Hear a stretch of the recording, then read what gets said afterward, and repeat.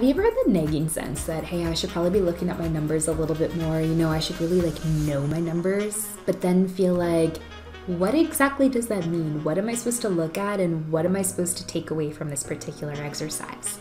In this video, I'm gonna actually explain to you how to know your numbers and specifically what it is that you should be looking at, and it might surprise you because it's probably not the same things you have actually been looking at.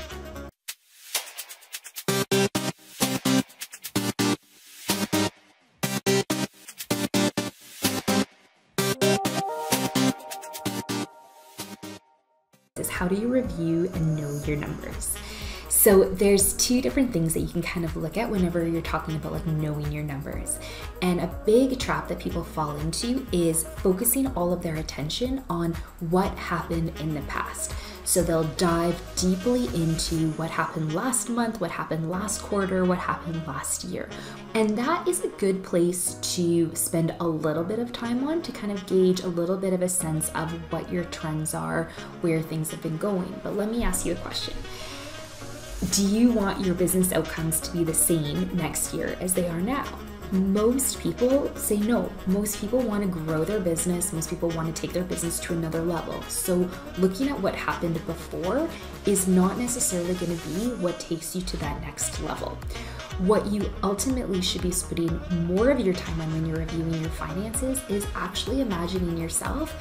It is New Year's Eve and you're celebrating and you had an amazing year and you're looking back and you're saying, oh my gosh, I made X number of dollars, okay? You know whatever that number of dollars is for you in your business, and you're looking backwards and you're trying to say, for me to hit that number, how many months are left in the year and what do I need to do? How do I reverse engineer from there and course correct? So what you want is whenever you're looking at your numbers from the first part of the year or the last year, you want to look at it through the lens of, so what do I need to course correct to get myself here? Because if you spend too much time looking back here, you're more likely to end up the same spot. You're not going to hit the trajectory that you want to hit with your business, okay? So when you're actually looking through those numbers, you're looking through them with trends, and every single time that you're looking at them, you're saying, so what?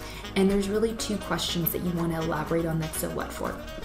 If it is revenue, you're going to be telling yourself, so what can I do to increase revenue? If it's expenses, you want to say, so what can I do to be smarter about this?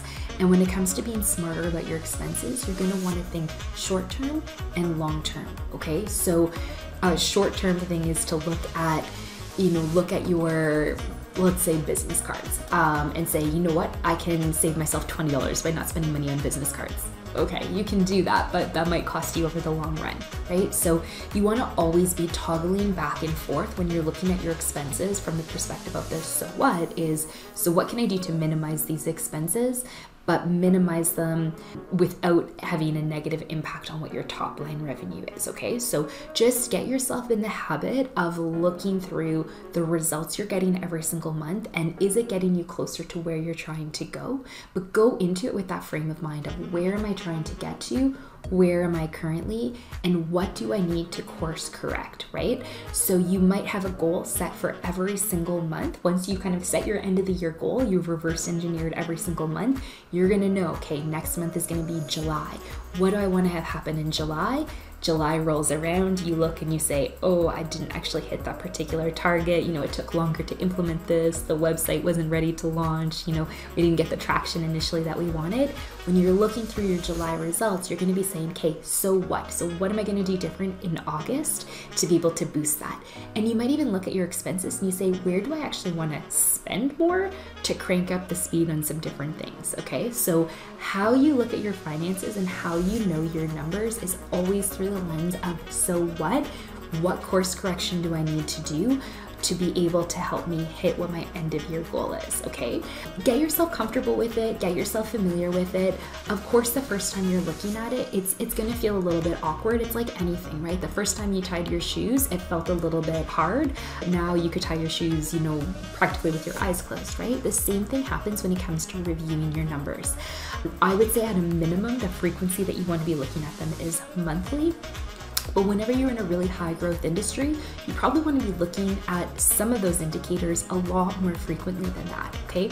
So at a very bare minimum monthly, but probably a lot faster or a lot more frequently than that. And you'll find that looking at it more frequently, when you look at it through the lens of where you want to go, is going to help you get to where you want to go faster, all right? So go give it a shot. You got this.